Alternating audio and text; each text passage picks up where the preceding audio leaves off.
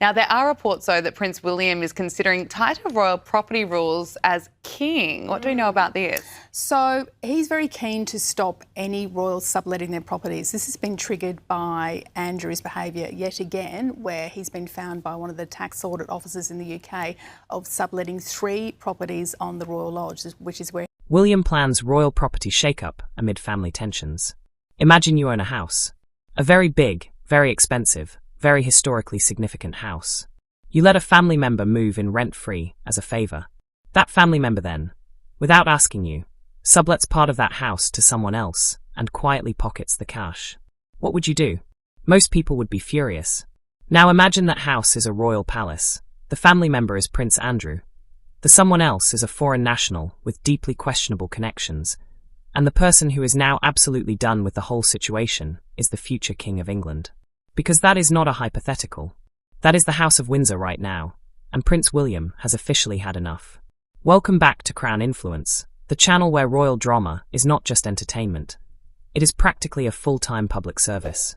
If you are new here, subscribe immediately, because today we are unpacking a story that has everything. Power, money, family betrayal, public outrage. So he was farming these out to staff and probably paying them pretty hefty rent, while himself only paying a minimal, or what they call peppercorn rent in the UK. So William wants to stop that, and he wants to make sure that people who are not working royals are not getting grace and favour apartments for free, that they're actually working and actually being paid accordingly. So this creates a bit of a conundrum, because Beatrice and Eugenie have been living rent-free. That's because Charles pays for their rent out of his own money. Right. And a prince who is quietly but decisively reshaping the monarchy from the inside out. William is making moves. Big ones.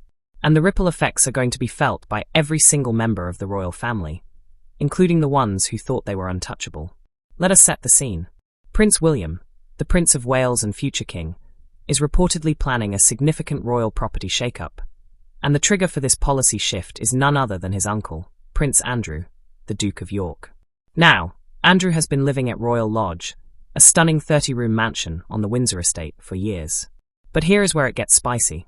Reports have emerged that Andrew has been subletting portions of the property, essentially renting out parts of a home he does not even pay full market rate for, without authorization. For a man already drowning in reputational disaster, this is not exactly the kind of headline that helps. And for William, who has spent years trying to modernize, streamline, and protect the image of the monarchy, it is the final straw. Right. So, although it's not technically taxpayers' money, it's a bit of a grey area, because I guess from William's point of view, the optics are bad, because if you're not a working royal, why are things being paid for you? And both Eugenie and Beatrice, of course, have very wealthy husbands. They don't need the money. It's more the optics, I think. And overall, this is William. He's got very much a laser-like focus on streamlining the monarchy, making sure the people who are part of it, like Princess Anne's a perfect example, his aunt, who, you know, is very hard-working and deserves to be on the payroll. Others who are not doing royal work do not deserve to be on the payroll. So William is moving to close the loophole entirely. The plan, according to insiders, is to implement a policy that stops working and non-working royals from subletting royal properties full stop. No more side arrangements. No more quiet deals. No more treating Crown property like a personal Airbnb, while the British taxpayer foots the maintenance bill. It is the kind of reform that sounds bureaucratic on the surface, but is actually a seismic shift in how the royal household operates. And it sends a very clear message about who is in charge of the direction of this institution going forward. Spoiler alert, it is William. But here is where the story widens, because Andrew is not the only one under the microscope.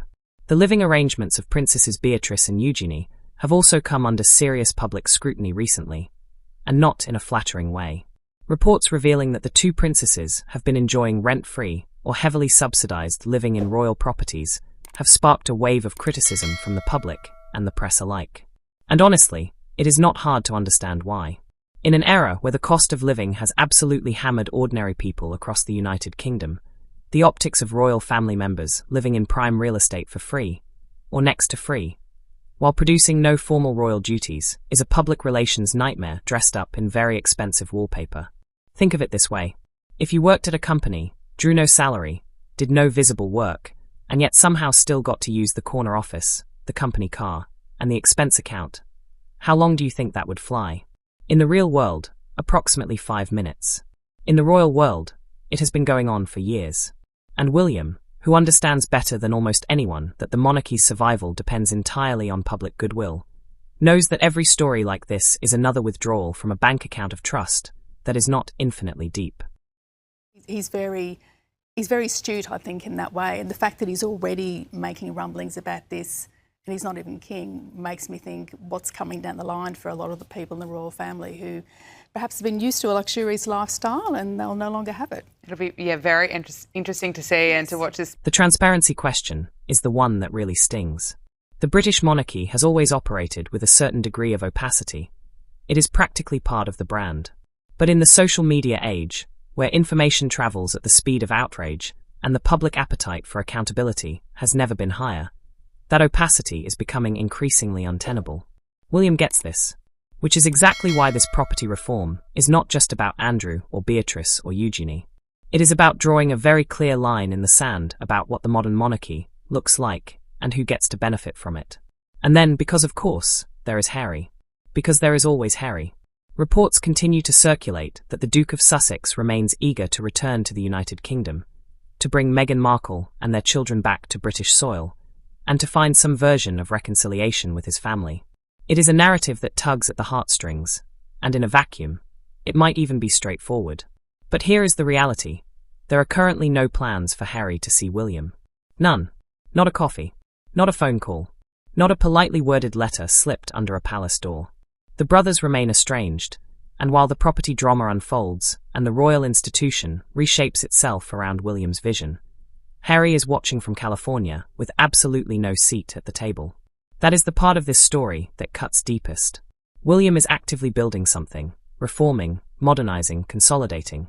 And Harry, the brother who walked away, is not part of that build. Every decision William makes without Harry widens the distance between who they were and who they have each become. The property shakeup is not just about Andrew or transparency or public image.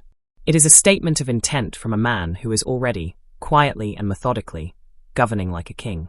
The crown is changing, whether the rest of the family is ready for it or not. Thank you so much for watching Crown Influence today. If this video had you gripped from start to finish, give it a like, drop your thoughts in the comments below, and subscribe if you have not already. We will see you in the next one.